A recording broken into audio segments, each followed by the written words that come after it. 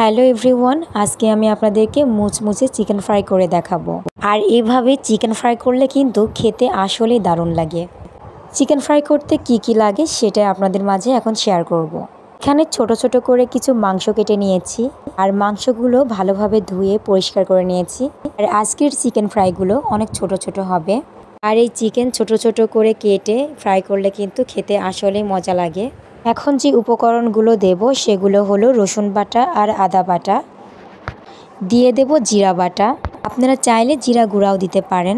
দিচ্ছি শুকনা মরিচের গুঁড়া, হলুদ গুঁড়া, ধনিয়া গুঁড়া, স্বাদ মতো লবণ। লবণটা কিন্তু পরিমাণ মতো দিতে হবে, তা না হলে ফ্রাইটা খেতে ভালো লাগবে না।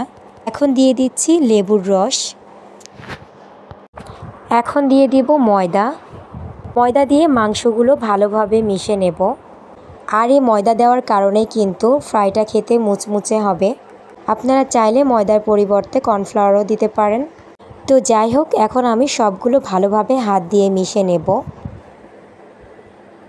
সামান্য একটু পানি দিয়ে দেব যেন মাংসটা মেশানো সুবিধা হয়।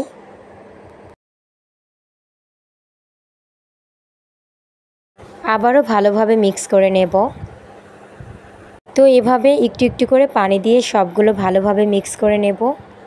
পানি একবারে দিলে বেশি হয়ে যেতে পারে, এই জন্য আমি অল্প অল্প করে পানি দিয়ে দিচ্ছি যেন মিশ্রণটা মাখানো ভালো হয়। সব কিছু ভালোভাবে মিশিয়ে নিয়েছি। এখন কিছুক্ষণের জন্য রেস্টে রেখে দেব ঢেকে। ফিরে আসলাম কিছুক্ষণ পর। চুলায় আগে থেকে একটা প্যান বসিয়ে নিয়েছি আর প্যানটা ভালোভাবে তেপে নিয়েছি। তারপর সয়াবিন তেল দিয়ে তেলটাও ভালোভাবে তেপে নিয়েছি। এখন একটা একটা করে চিকেনের পিসগুলো তেলের মধ্যে দিয়ে দেব।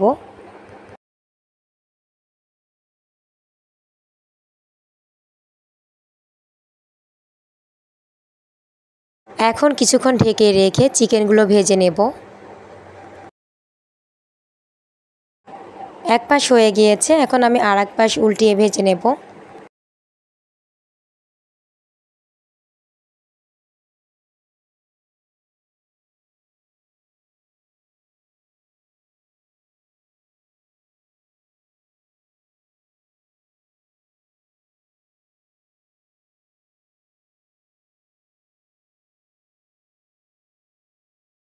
চিকেনের সবগুলো পিস ভাজা হয়ে গিয়েছে, এখন তেল ঝরিয়ে উঠিয়ে নেব।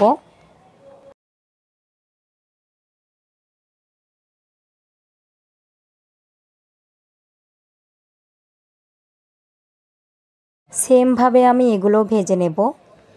আর এইরকম চিকেন ফ্রাই কিন্তু গরম ভাতের সাথেও খেতে মজা লাগবে।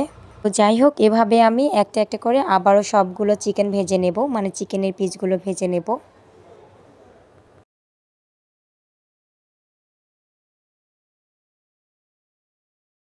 ঢাকনা দিয়ে ঢেকে সবগুলো আবারও ভালোভাবে ভেজে নেব।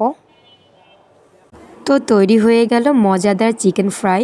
আপনারাও এভাবে ট্রাই করবেন, আশা করি অনেক ভালো লাগবে খেতে।